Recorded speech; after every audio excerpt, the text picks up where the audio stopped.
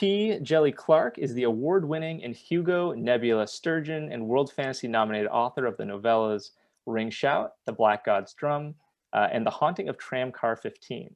His stories have appeared in online venues such as Tor, Daily Science Fiction, Heroic Fantasy Quarterly, Apex, Lightspeed, Fireside Fiction, Beneath Ceaseless Skies, and in print anthologies including Griots, Hidden Youth, and Clockwork Cairo.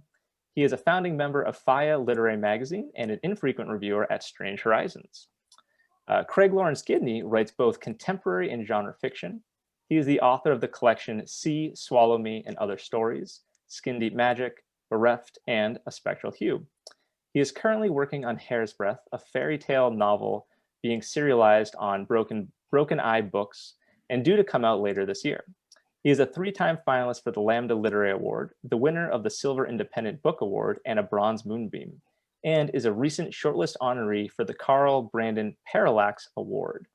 And so without further ado, Craig is going to lead us off, and I hope you enjoy it. We'll all silently clap.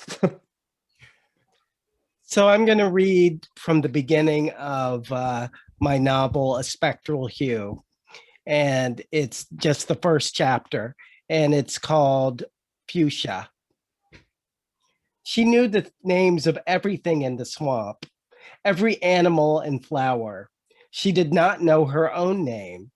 She went through the naming ritual every now and then, hoping that the words would spark some stray memory. Naming things gave them meaning.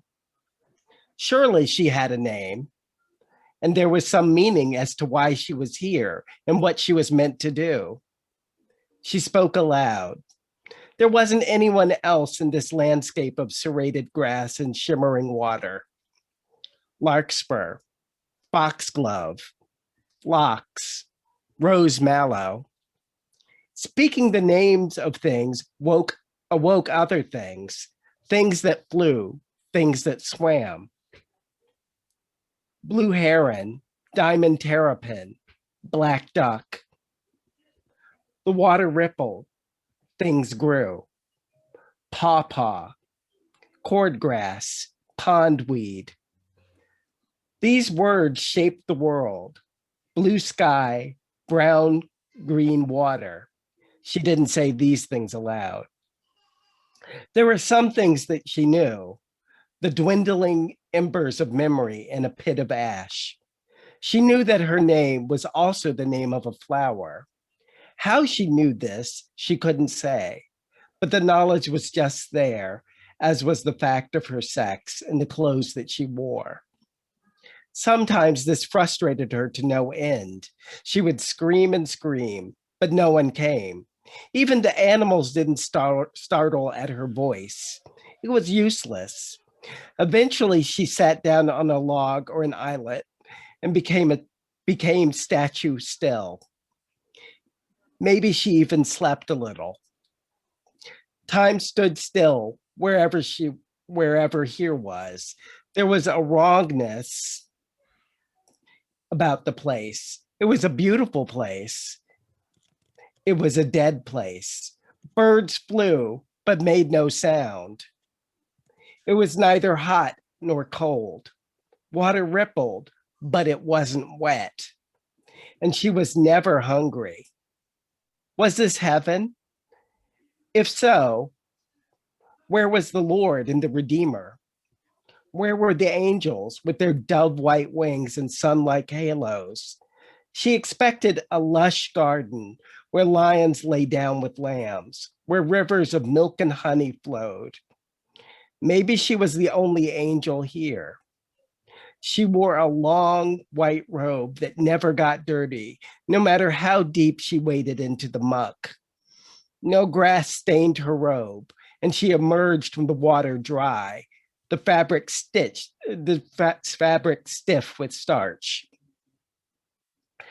She continued her cataloging, sitting cross-legged on a sand islet. Moth, water moccasin, osprey, cattails, blue crab. One day, something changed. The air began to fill with scents of salt water and mud and the tang of algae. Clean smells mostly, but there was some rot and some sweetness there as well. She put her hand on the dark in the dark water. It was cold. There was pressure and humidity in the air, and mist rose from the waters. The woman felt life in the wetlands, life and death. Was she no longer alone? She couldn't explain it, but she sensed something, someone, maybe more people, other things. She found that the landscape had altered. The grass had more color, sheaves of gold and emerald. Flowers starred the various islets and shores, ruffled and tubular, frilled and ruched in bright colors, winking between the tufts of grass. She herself had altered. She no longer wore the shapeless white robe. She was in a gown as soft and as delicate as spider silk spun about her body. It was embroidered like the finest lace. Best of all, it was the most amazing color.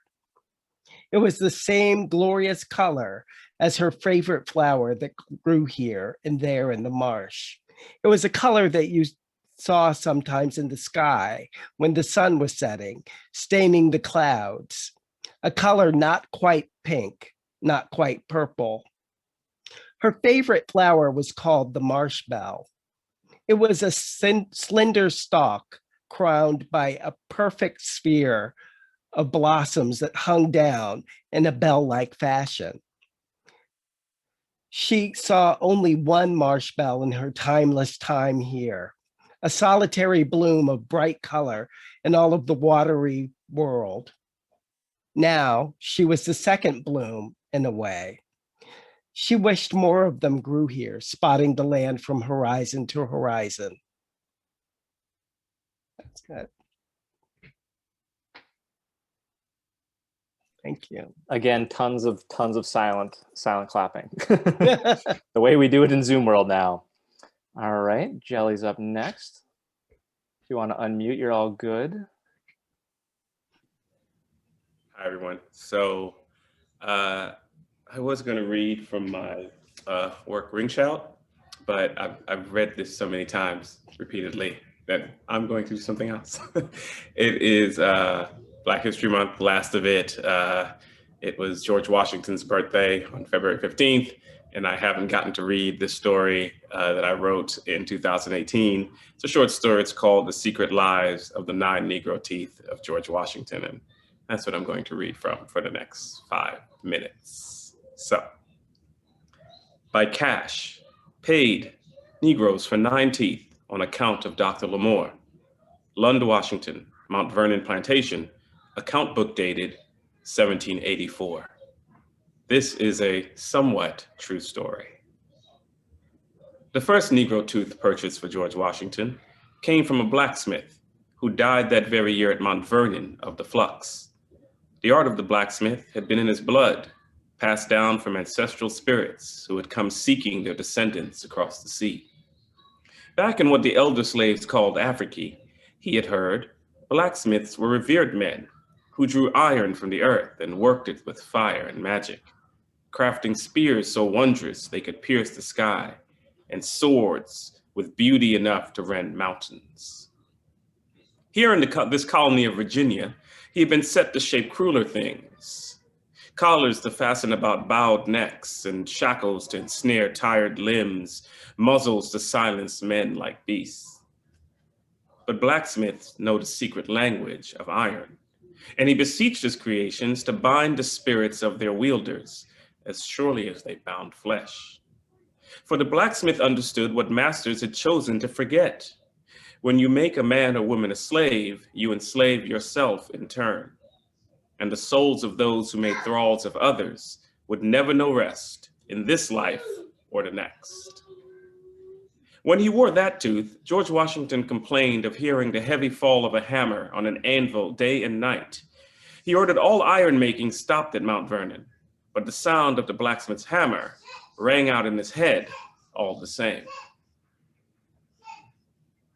The second Negro tooth belonging to George Washington came from a slave from the kingdom of Ebony, what the English, with their inarticulate tongues, called Bonnyland, and much to his annoyance, hence him, a Bonny man. The Bonny man journeyed from Africa on a ship called the Jesus, which, as he understood, was named for an ancient sorcerer who defied death.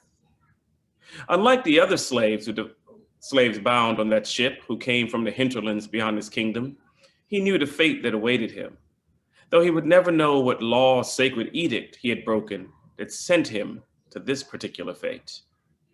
He found himself in that fetid hull, chained beside a merman, with scales that sparkled like green jewels and eyes as round as black coins.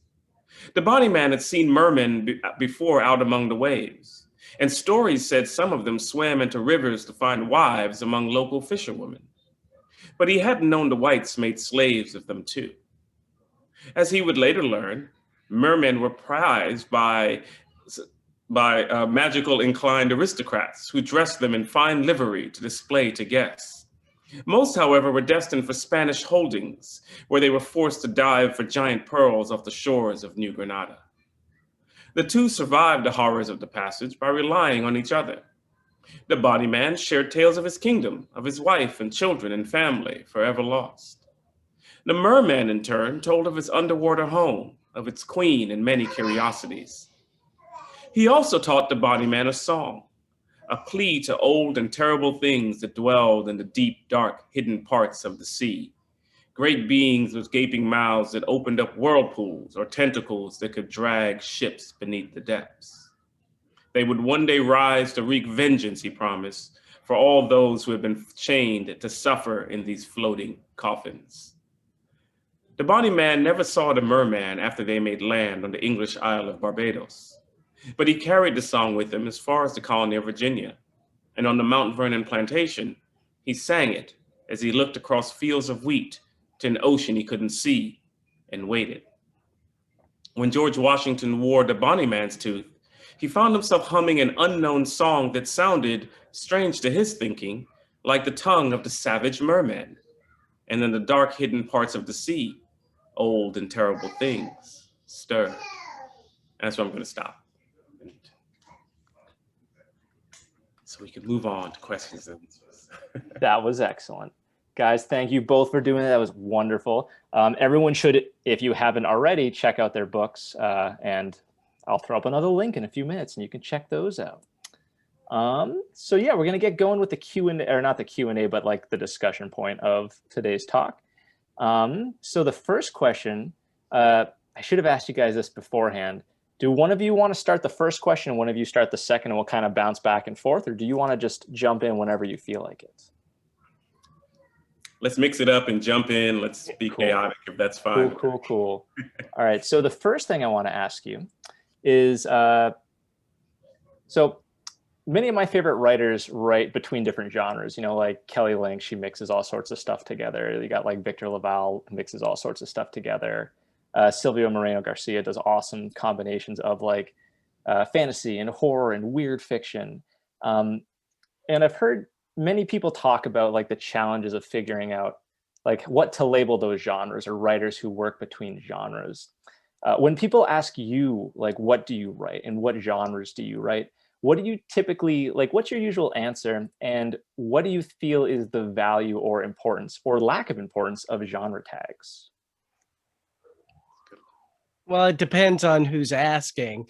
If someone isn't familiar with sort of the language of literature of sort of our subgenres, I just say I'm a horror writer. Even though that I think isn't really what I am, I would consider myself a dark fabulist rather than a straight out horror writer, because too many people think horror is just slashing and, you know, they just think it's just gore. So that's what I do. Yeah, I think I kind of agree with Greg there that, you know, I think when it depends on who's asking me, if I tell them, well, because I didn't have to rattle off this long list. Like I do like steampunk fantasy, sometimes a little bit Southern Gothic horror, and it's just they don't know what I'm talking about to begin with if they're not steeped in this world. And so I tend to just say I do speculative fiction, to tell you the truth. And as far as, what I write, I say I write like varied forms of speculative fiction. I think people probably know me from writing steampunk and all these things, but actually my first love in speculative fiction is actually fantasy. Give me a good, huge, thick tome I can block a door with, and I am tumbling into it, right? And so, and I think because I haven't written that stuff or been published in it, they see one thing. And so I guess I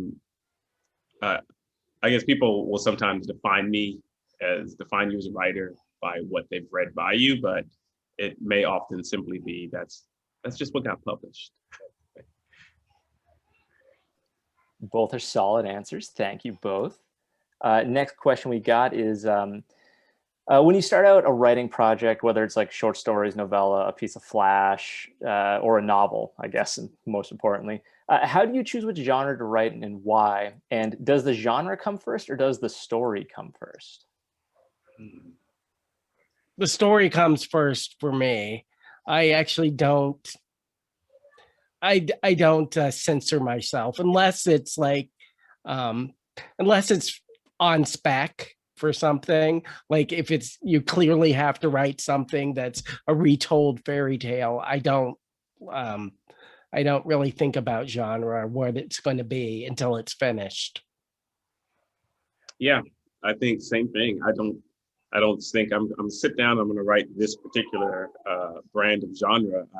It tends to be the story. The story comes up, and that story, sometimes when it comes up, it can actually slip through several genres before I actually land on something. And then I may not have a name for it because I've pulled in several different genres to make the story. And even at times when I'm told, it's a prompt and this story has to be steampunk or it has to be this, I always, I guess I'm the stubborn person. I'm going to throw some other genre in there or throw something in there that shouldn't be in there. Well, it is now. I tend to do that anyway. So yeah, I don't think I've ever allowed myself to be defined that way. And I should say that that's a learned trait. I think when I first started writing, I did think, oh, I do this certain genre and this. And I think once I kind of grew more into the craft, I think like Craig says, I didn't limit myself. I simply learned to write what I want to write. That makes me very happy. I like to hear that it's like a free-flowing thing and that you're not just like cemented in place and like, oh no, it is time for fantasy or it is time for science fiction. So, all right. The next question we got is, this is the one that I said we could break into a bunch of parts if we really want to get specific on it. So what is the best writing advice or craft advice you have to give someone writing between genres or writing in multiple genres? And if you want, we can go into particulars on plot construction, world building, and or character development. Oh man, that's a lot. Yeah, well, just go general. We can start off in general, then if we want to, we can break down. I mean, I guess I don't want to sound like a broken record, but in a sense, it's kind of like some of the things I said before. I think if you're writing between genres, to me, it's what is it the story wants to do, or what is it you want to do with the story or get across, right? You may find it you need to pull from several genres to get the story correct, right? To create the story that you want to create, or what the story itself decides it wants to be. And so, I mean, I think the thing I would tell people is, I guess I don't sit down and I think like, I am now writing this, and now like a car, oh, I've swerved out of my lane and look here, I'm in this other genre, let me swerve back. Or, when I'm writing, I'm just writing.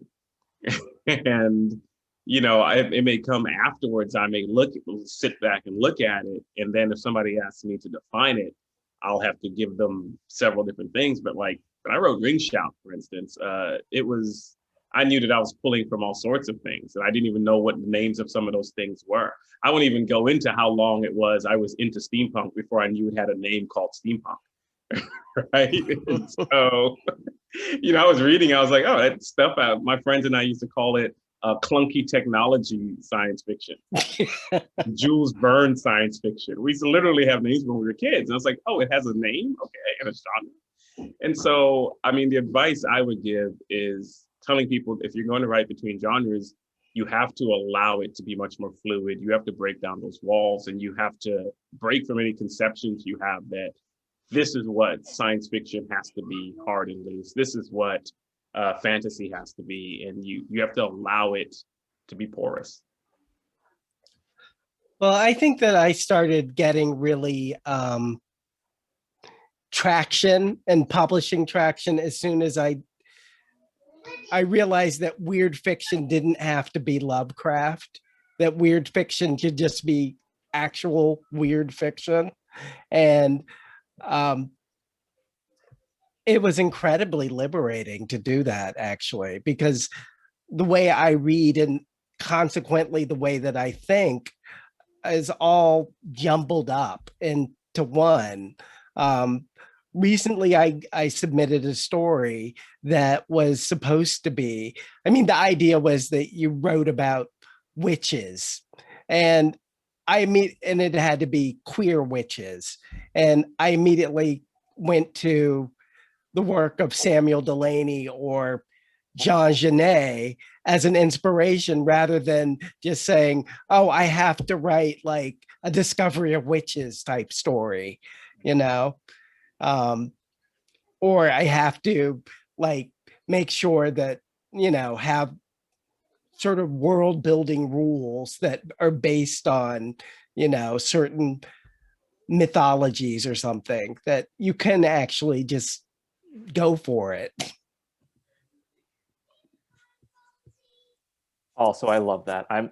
I should do a little sidebar real quick. So I didn't even introduce myself. I'm Corey Farrenkopf. I'm the assistant director at Sturgis Library. And one of my main goals as a librarian is trying to get people to read between genres, read into other genres. Because one of the things I see as a librarian is people come to me and they're like, I only read police procedurals, or I only read cozy mysteries, or I only read this, or I read that.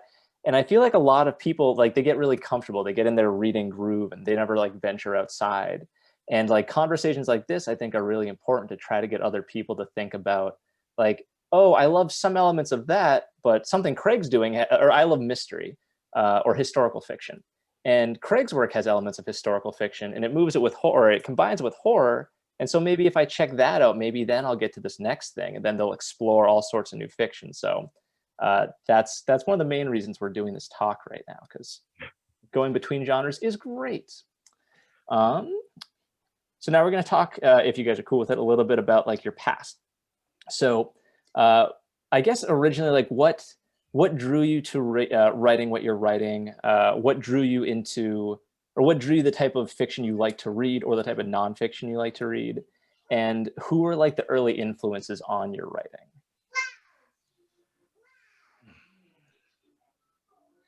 Well, I'll have to say that for me, it started out with Samuel Delany when I was, I think, around 10 or 11, at an age where you probably shouldn't be reading some of the stuff that he wrote. I found it and I was blown away by it.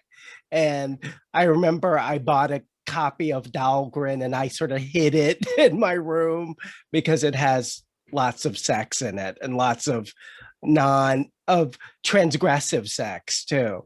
But I also love the fact that it was set in, was it science fiction? Was it postmodern? Was it this? Was it that? I love that. And that was sort of like imprinted upon me in many ways. And then the older that I got, I sort of began to dip into horror.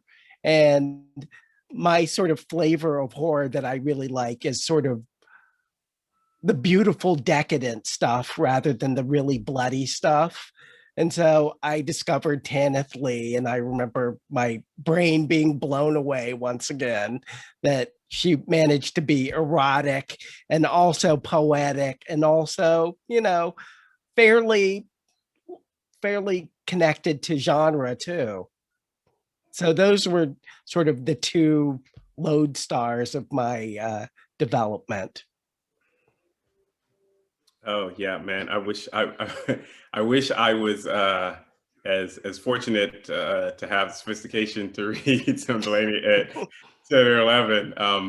Mine, I mean, I think my interest just in any form of speculative fiction or just any form of genre. Before again, I even knew it was named genre. Was partly spending early years of my life in Trinidad and Tobago, the uh, homeland of my parents, and just I always tell people you grow up in Trinidad, and as a kid where we lived, folklore was just part of the natural landscape. Like people told folkloric stories.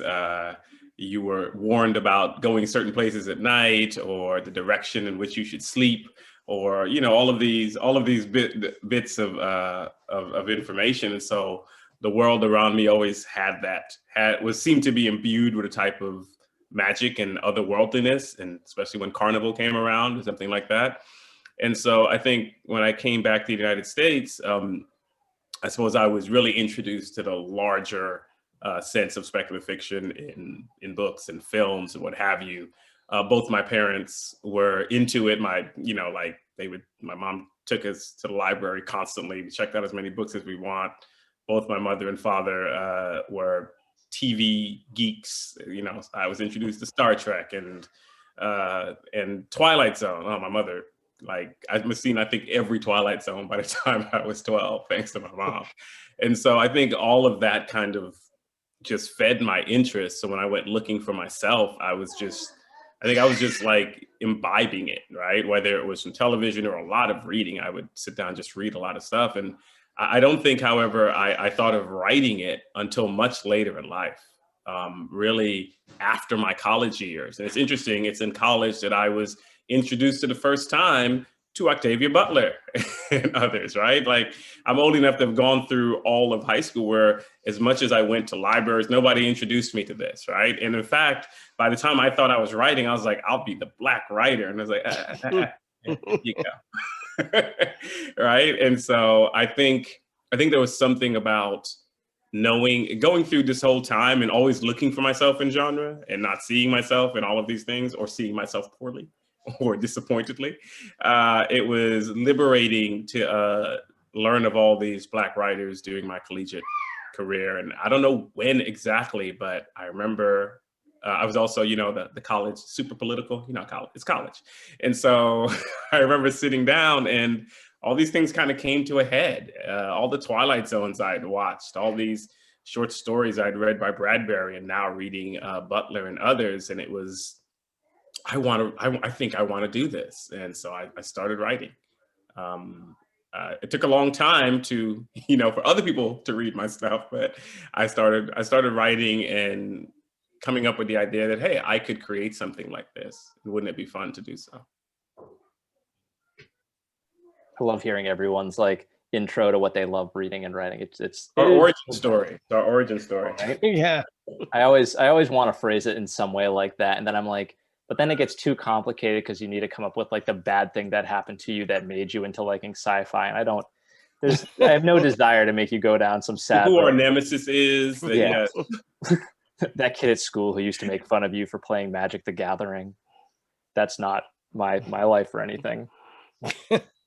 It is, though. Well, that is kind of Octavia's origin story, though. One of the things that she said was that she saw some movie about Mars or something, and she said, this is really stupid. I can write better. And that's kind of how she got started. That's great. I've only read Kindred, and I've been trying to read what's her big one, that the Parable of the Sower? I think that's the next on my list.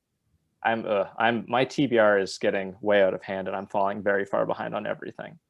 But we got our question number 5 is this is always a great one. This is also Chip asked a question very much along these lines in the chat a few minutes ago. But there's so many exciting writers right now doing all sorts of varied stuff in between genres. And like the first thing I'm thinking of is like Mexican Gothic by Sylvia Moreno Garcia, or Plain Bad Heroines by Emily Danforth, I believe. And being a person who loves like the kind of Kelly Link mixing literary with sci-fi with horror and all that kind of stuff, like it's really exciting time to be a librarian and getting to spend all this time like reading book reviews for what's coming out. Like I remember seeing the review for Ring Shout and I was like, that sounds great. I am very excited about this. On that note, you can also listen to the audiobook through Overdrive through the library. So if you like Overdrive and audiobooks, check that out. Back to the real question. Who are you guys excited about who are like newer writers in any genre? You could do, even if they're not moving between genres, like who's a new sci-fi writer you like? Or Craig, like what new weird fiction are you really into? Like who do you want to get other people reading? I've recently been reading books by his name is Brian Evanson. His short fiction, and that it's not exactly horror, it's just uncomfortable fiction with where he just puts you in a really weird mind space. I guess I'll do a shout out to a couple of my DC based writers because we have to represent. Amber Sparks does sort of Kelly Linkish stories, and she's in DC, and Nadia Bulkin, who looks at sort of the geopolitical world and sort of weaves in her Indonesian background and her weird fiction, and looks at things like sexism and colonialism, but through the lens of weird fiction. So I'm excited by stuff that they do. Yeah, I think I don't know why. Like it's always like people say, give me those names, and I'm always like, So I think I'm thinking, because I was just talking about folklore. I think Eden Royce, whose recent work is Root Magic, which I love because I love looking at folklore from different places. There's a similarity to, in some ways, to Ring Shout. We're kind of speaking. I think our books could be in conversation, as they say academically. Our works could be in conversation. I think Caldwell Turnbull has his work was The Lesson, and his recent one, which I like. I have a secret copy, and I cannot wait to dive into it because I'm just looking at it. And I keep looking. I was like, oh yes, I'm going to dive into this. It'll be excellent. And so, I think those are two things that I guess I'm looking forward to as a reader. Some things that I'd like to get into, and I would suggest others do as well. I'm very excited for that new Caldwell Turnbull book. And what's the name of it? Like it's something about monsters or no gods, no monsters. There we go. Monsters, yeah. Ooh, it got a really good early review in Library Journal or something. So put your holds on it soon, folks. That's very important. Question number 6 we got is, I love this one. What is one piece of writing advice you wish, or if you could time travel, what is the one piece of writing advice you'd give to your younger self? Yeah, I would tell younger me, it's okay to have your own voice. Like it's good it's good in some ways to I always say that one of the things that, to me anyway, that will make you a better writer is to read a lot. Because I think you can pick up things and understand things like pacing or what have you. But at the same time, you can also pick up some bad things. And you want to be careful about those things and start developing your voice and not sounding like the person you really, really like. And it's flattering that you sound like the person you really, really like, but you could also sound like you. The one advice that I would have is take your time writing things. There is no particular, in order to write a certain way, you have to develop your voice, and there isn't really a timetable. And I look at someone like, say, Catherine Valente, who seems to like she sneezes and there's a book. And it's okay that I'm a little slower than that because eventually what happens is that people start becoming interested in what else you got. It will look like you've written a whole bunch of things where you've written at your own pace anyway. It's just that people are only now interested in or pacing things. So that's my main thing, is that write at your own pace. And I'm going to add, hold on to everything. There's no need to delete, tear up, or throw out a story or an idea that you had.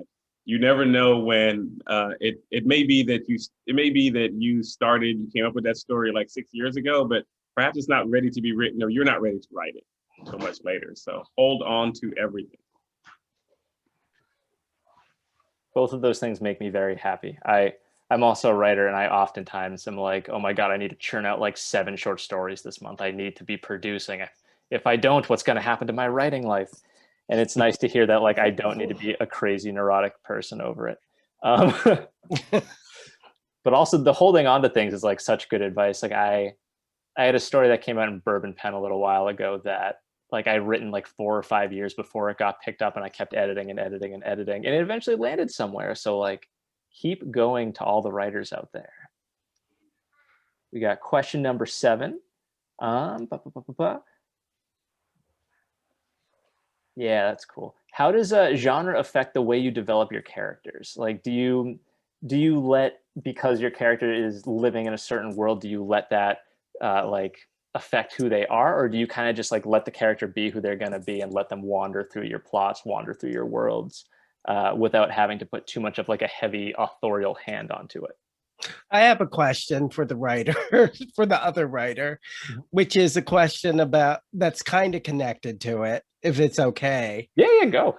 Which is about characters that are genre wise, meaning that often you will read a work of fiction where, there's a killer in the house, and how much do you want your character to know? Like your character knows as much about, shoot them again, make sure that they're dead. The little things like that I sort of put into my fiction.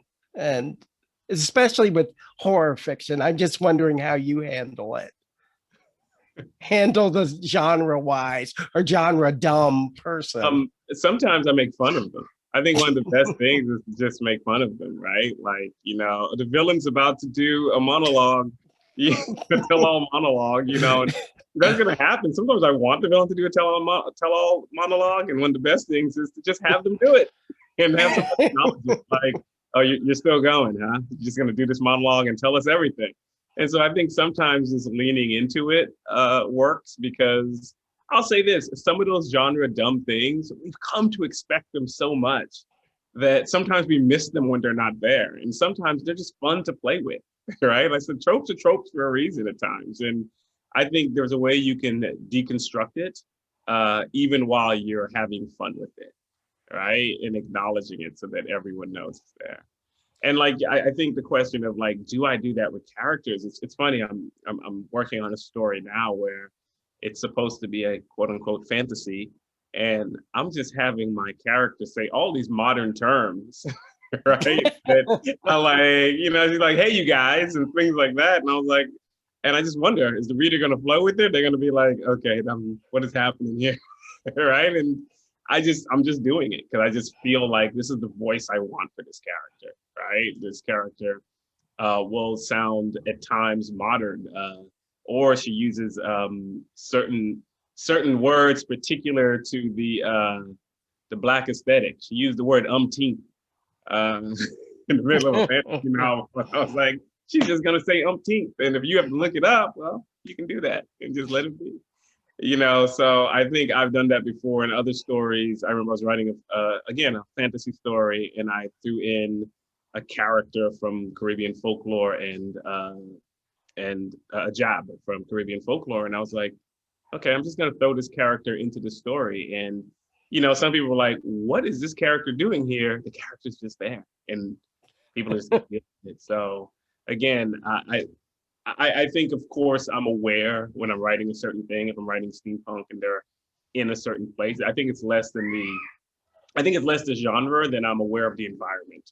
Like, the person will probably sound like this, but I'm normally confined to that if we're doing our world, right? Then I expect someone is going to have a certain accent if they're in Boston, or if they're, I'm limited because I have to follow some of the contours of our known world regardless, right? So in Ring Shout, if they're in Georgia and they're from Memphis, they're going to have certain accents. But if I'm doing a secondary world, if it's got two moons, like, all the rules are off.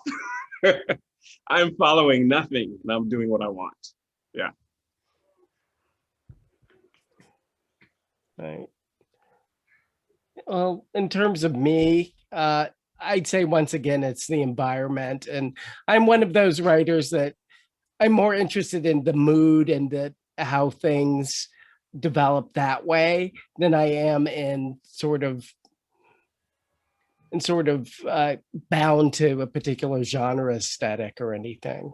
Yeah. But at the same time, I like works that are kind of in conversation, to use that academic term, with other works, and I will put in shout outs to things that I like.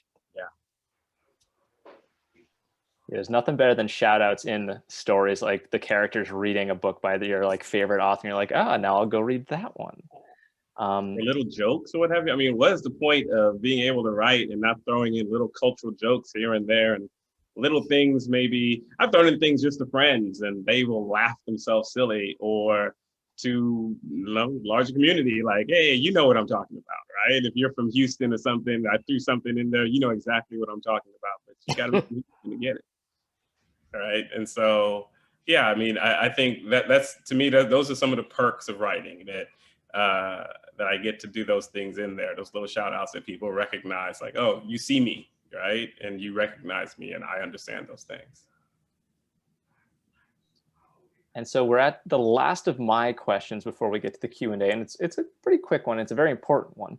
What are you working on right now, and what that you can tell us about? Because I know there's always so many layers of like what is hidden. But what do you have to tell viewers about that's coming out from you, and what are you excited about? Well, I'm working on that serial novel, Hair's Breadth, which is kind of a remix of the Rapunzel myth with a little bit of weird fiction thrown in. And it mostly deals with the politics around Black hair. And I'm working on a secret novel now that I've gotten an agent. So I'm working on I can't really talk about that because I'm slowly working on it with the agent. So upcoming in May, my debut full novel, A Master of Jinn, set in I don't have a name for that world, the Dead Jinn world, I guess you can call it. I saw it somewhere on the internet. It was like, it's called the Dead Jinn world. I said, okay, fine. It has a thing. That's great. Hope it gets one of those nice wiki pages. And so that's coming out, that full novel. So if you read A Dead Jinn in Cairo and The Haunting of Tramcar 015, now you get the full novel, A Master of Jinn. And you can say hi to Fatma again. She's back. And so I see Brenda Joyce Patterson. I love it. I love seeing the thing. She's like, yeah. And I'm currently working on, I know, which my editors are like, when's that gonna get done? Currently working on, welcome to like finally getting contracts. Yeah, that's a whole different world. I used to write and just I'm just gonna write. And I'm gonna love this story and I'll write when I feel like, and when it's done, I'll just send it off and see what happens. No, now there are contracts. There are dates to things to do. That's a different world. And so some people should talk about that. Right? They should warn you of that before you always wanted contracts. Somebody should warn you what that means now. So I'm also working on a secondary world story about an undead assassin who ends up in a very peculiar situation. She's also very snarky and foul-mouthed. So. She's the one that says umpteenth. Oh, that all makes me very happy. I'm very excited about that. Yeah, so now we're going to turn it over to some Q&A. We've had a few questions come in already. And okay, Mara had one. Where is it? Excuse me as I make like weird sound effects whenever I do anything. It's just like such a weird habit I have these days. Okay.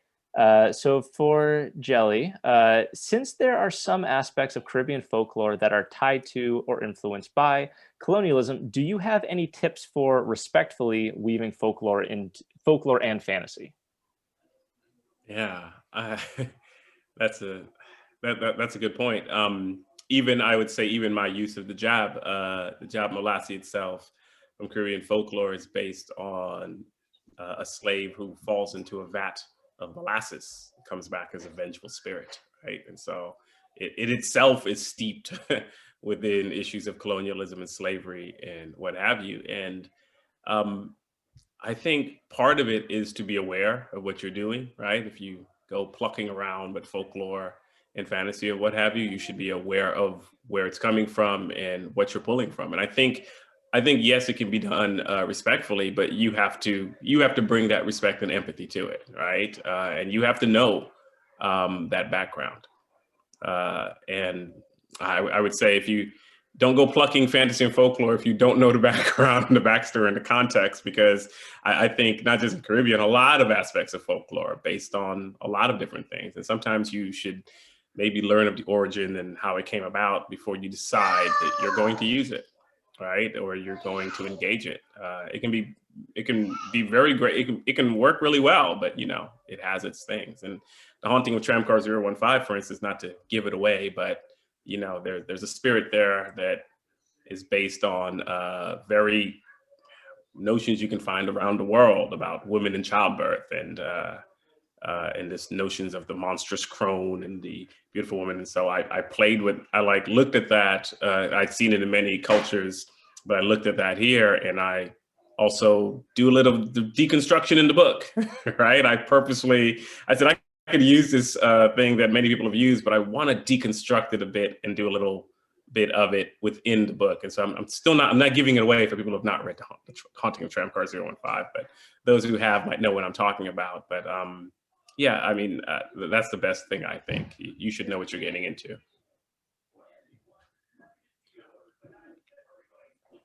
Brandon, real quickly, want to know what was the name of that story about the vat of molasses? Oh, it's not really. It's folklore. One of those folklore things is just it is the job molasi. Their job is French for devil, and it's a lot of devil folklore that's popular from Haiti to the Eastern Caribbean. And Molasi is literally molasses, and in the story, it's so you look up the job Molasi. It's actually a carnival character, and I've kind of transmuted him into a folkloric character, and I threw him into a fantasy story. Yeah. So Job J.B. And you can sometimes, you ever been to New York for carnival, you might have seen Job Molasi on Juve. Terrifying. Yep, somebody's just written it there. You'll see. Also related to the Lance Cod of Haiti. So there's a lot of, it's a fascinating bit of folklore. The next question we got comes from Chip. Chip asks, when does the structure of a story or novel typically solidify for you? Chip's thinking specifically about The Secret Lives from Djeli, but also just like in works in general. When does it solidify for you? Well, for me, it solidifies at the very end. And then I have to go back and rip it all apart. I mean, sometimes it doesn't, but a lot of times you have to dump it out. And then you're like, oh God, this is what I have to do. Yeah. I think for me, it might be different. I cannot write a story. I'm not one of those people, and some people, God bless them, they can like start the story in the middle or start it and say like, I know the end, I'm going to write this part. No way. I have to start at the beginning, and I have to do the boring all the way to the end. And if I don't know what the end is, that story will remain unfinished. I have a story where I attempted to do that. I said, you know what? I'm going to break convention.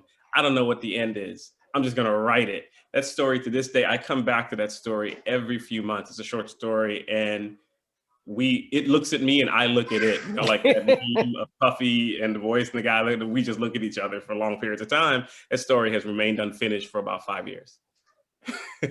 And so I look, you got to know your truth and live in it, right? I know that I have to start the story and I have to know the structure, the overall structure of the story to get it done. So even with, I actually found the notes that I did, the 9 Negro Teeth of George Washington, and it turns out I had written down vignette, and I had written, I think I wrote 12, but then I stopped. I said, I'm going to choose 9 out of this, and I did 9. And so I kind of knew the structure going in. That doesn't mean, I think, I'll say this, that doesn't mean that I stick to that wholeheartedly. It doesn't mean I also don't come to the end and say okay, I gotta go back and refix things here or restructure it. That happens, of course, all the time. But for me, I need to know the bones and outlines of what I'm doing before I can get to the end. Excellent. The next one we got comes from Tim. Tim asks, what is for you a good reader, or what would you hope for from a reader of your books? Oh, that's a good question. Well, I always kind of write with myself as the ultimate reader. So I'm hoping that it's someone who is interested in the same sort of weird stuff that I'm interested in. Other than that, I mean, the good thing about actually publishing and then disseminating it is that other people see things in it that you didn't even see in there. And sometimes you're just like, really, there was an Oedipal complex in there? Okay, and yeah. But I sort of view myself as being the ultimate reader in many ways because I can't do it any other way. Yeah, I think that's so true. I think, it's just basic communication. There's what you're hoping to get across, and you certainly hope people get that. I think that's more than anything. I hope people get it. I hope it makes sense. We always say something like, does that make that face? We say, does that make sense? That's what I'm doing when I write. I'm hoping that people don't look at it like it's Tenet, and at the end they're like, I don't. I'm hoping they don't do that. They're like, yeah, I want them to come away saying, even if you don't like it, or they thought it was okay, it's like, oh yeah, I got it, right? And then the bonus, I think, like Greg says, is like, if they can come back and tell me things in it that I wasn't thinking about, I'm like, oh wow, I'm like, oh okay, that's kind of deep. I want to be in the audience listening too. That's great. Well, there's this singer who I love named Michelle Ingrid. I always get her name wrong. She's a bassist. Oh, yes. Yeah. And she said one time she had the greatest response. She said, I'm not deep, but my work is. Yeah. So I'm going to use that. I want to have that tattooed. I'm shallow as fuck, but my work is deep. Yeah. That's so great. Tim has a second part of the question that jumps off of that. And from that question, what is a good amateur blogger or critic, in your opinion? You mean to name one? Or I don't. From what I was reading, it seems like what's a quality of them? Oh, okay. Yeah. What qualities make a good blogger or reviewer critic? Well, a lot of people, particularly in Amazon, there's 2 types of reviewers. There's the ones that just repeat whatever the plot point is, and the ones that actually engage with the work. And I prefer the ones that engage with the work in some way. And even if it's in the way of, I remember I saw one Amazon reviewer where he would write a poem for every single thing that he read. And it was really weird, but at least it was more than just, this is what happens, then that's what happens. It's cool. Boom. So some way of which you engage in the work. Yep, definitely that. Definitely. I had someone once who did, thank goodness for like, I love like Bookstagram, and they can do all of the whole flow of Instagram reviewers. And I had one actually did a small, like almost TikTok acting out of a scene. That was the greatest thing I've ever seen in my life. And, you know, so that kind of engagement, if that inspires you to do, if, you know, something I've written inspires someone, like you said, to write poetry or to like really engage with it or create a little bit of art. By the way, anyone like, you know, like fan art, that is I think that's one of the ultimate compliments where people are trying to figure out what your characters look like. Like, oh, for something I wrote, the words I put on a page, and that you actually engage with it like that, that's amazing. So that's some of the best, yeah. Next question also comes from Tim. Tim asks, it's all kind of jumping off stuff. So related to what was already said, does the narrative come in a planned or logical form to both of you? Or does it come to you as if the protagonist is speaking to you as if you were a medium of some sort? Okay. It depends, actually. You know, some things, for instance, in the spectral hue, I'd say the character that's the kind of ghost character, I almost channeled her. You know, her sections were almost channeled. The other ones, I had to construct their world, and it was more conscious, you know, shaping. And certain stories just fall out of your hands, and other stories you have to struggle with. So it depends. Yeah, as much as I said that, you know, you create, like for me anyway, I create outlines. At the end of the day, you have to fill it in. Right? You got to fill it in.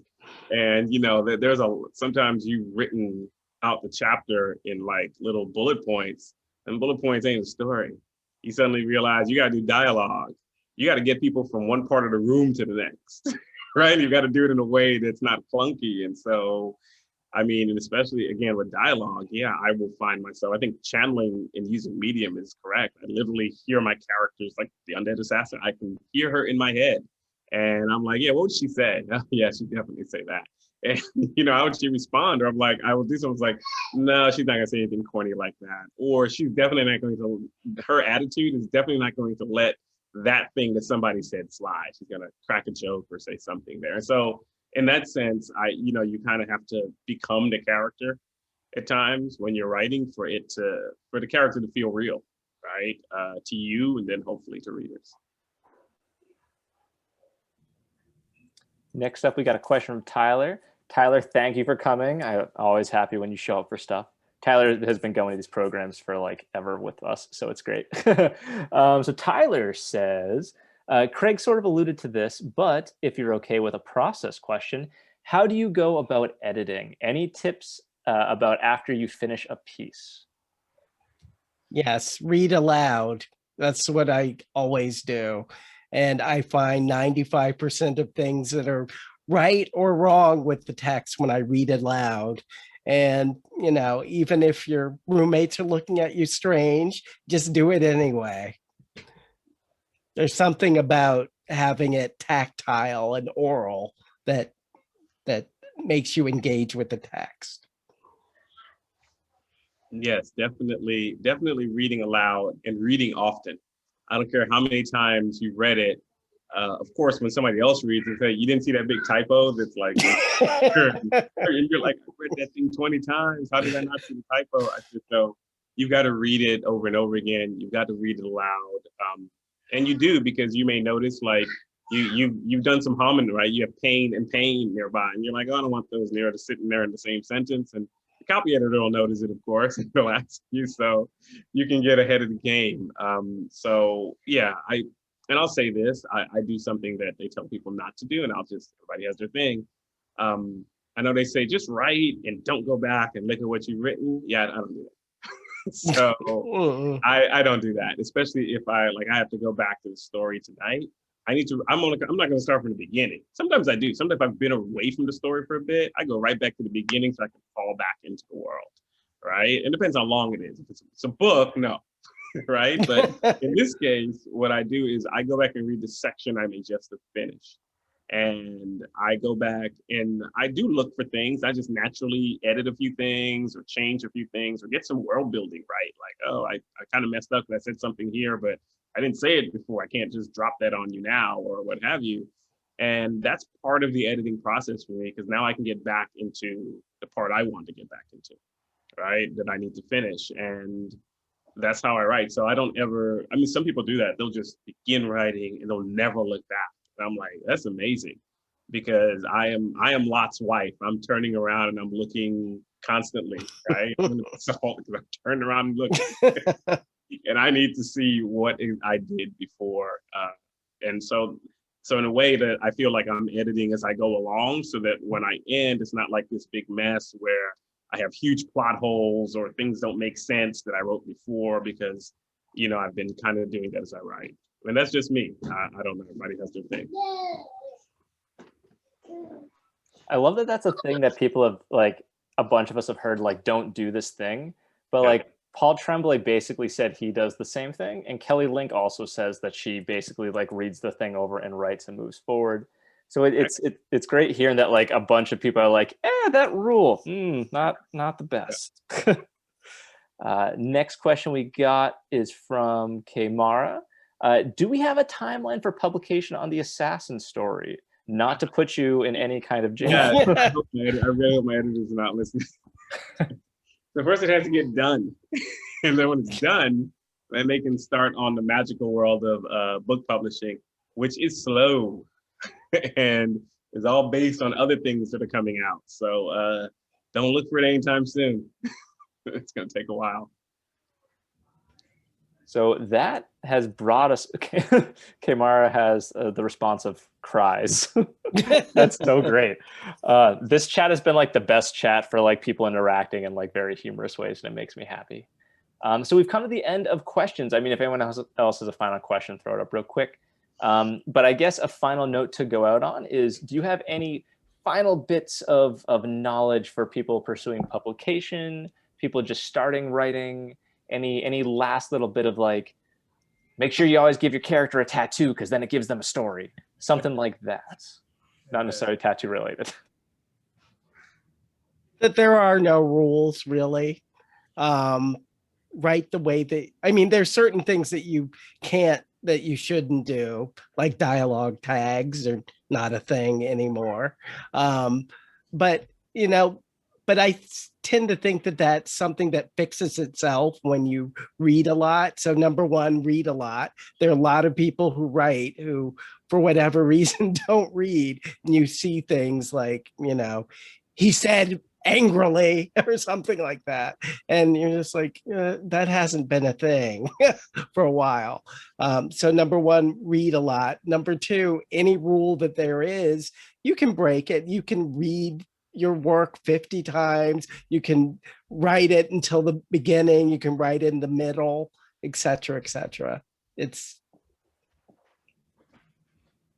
all of those are definitely things I would think of as far as for people who are trying to quote unquote break into the industry or, you know, get into publication. If you're looking to do something with mainstream small press or what have you, I think things that if I had to go back and tell my thing, you know, one of those questions about talking to my younger self as knowing that industry. And I think what's great is that I'm old enough that knowing the industry back then was to get this big old book, the Publisher's Bible or what have you. It used to be this giant, I don't know if it still comes out, I guess it probably does. And you would have to go flip through it to see and learn things. And what's great now is this thing called the internet. Everybody's heard of it.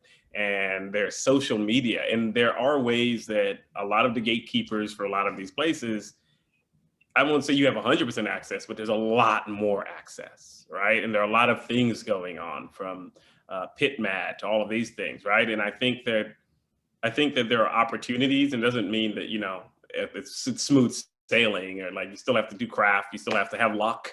I think a lot of this is just luck, and to happen to get the right person to find your work interesting, right? Like like what happened with me was pure luck in many ways. And so I'm not going to go into that story unless somebody asks it. But yeah, I think that learning the industry a bit and understanding what you're kind of getting into is a great way not to get to learn how to have patience, to also know how to navigate it as you're going through, and to sometimes have a strategic plan. Right? If you want to get that membership in SFWA or something, then start looking to see where you got to get published and how do you get into the short story market. I mean, it's just those little things that I didn't know, and that I meet writers now, and they'll ask me like about publishing, and I'll say, so you write short stories.